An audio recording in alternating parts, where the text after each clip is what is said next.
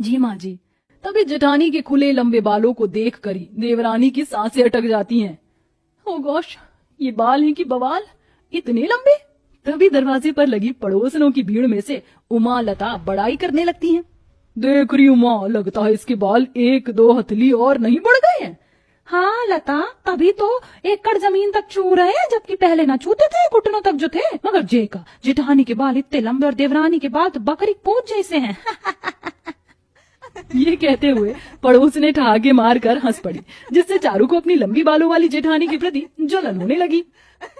अरे इतना भी दांत मत फाड़ो, मेरी छोटी बहू के बाल भी लंबे घुटनों तक हैं। दिखा बहू।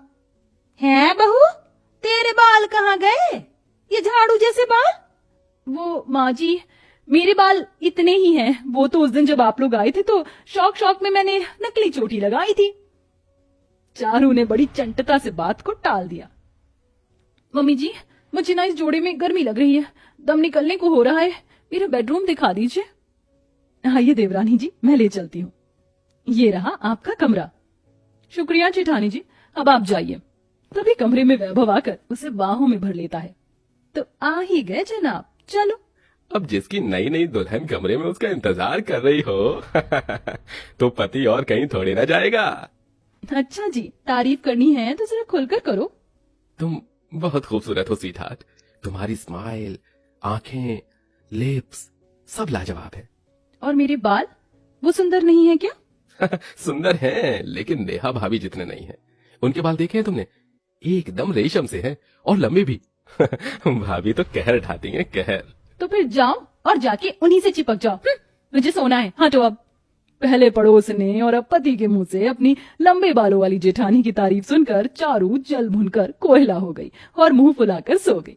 बड़ी कड़वी सच्चाई, लेकिन एक औरत दूसरी औरत की खूबसूरती से हमेशा जलती ही है। अगली सुबह, नेहा बहू, जाकर अपनी देवरानी को बुला ला, वरना वो तो सारा दिन रंग रोबन में निकाल देगी और पहली रसोई की रस्में होती ना रह जाए। जी माँ जी, लाती हूँ। नेहा अपनी देवरानी के पास आती है। देवरानी जी, माँ जी बुला रही है पहली रसोई करने के लिए। हाँ ठीक है, आती हूँ, इंतजार कीजिए, अब जाइए। घमंड जताकर चिढ़ में चारू अपनी जेठानी के मुंह पर दरवाजा मार देती है और कुछ देर रसोई में पहुंचती है। मिल गई तुम्हें लीपा पोती से फुर्सत बहुरानी।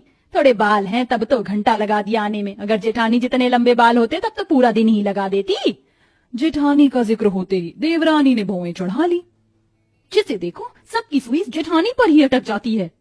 देवरानी जी, ऐसा करो, मीठे में कुछ रसमलाई और हलवा बना लो और बाकी आलू पूरी हो जाएगा, मैं भी मदद करवाती हूँ। तभी चारू गुस्से में अपनी जेठानी के बाल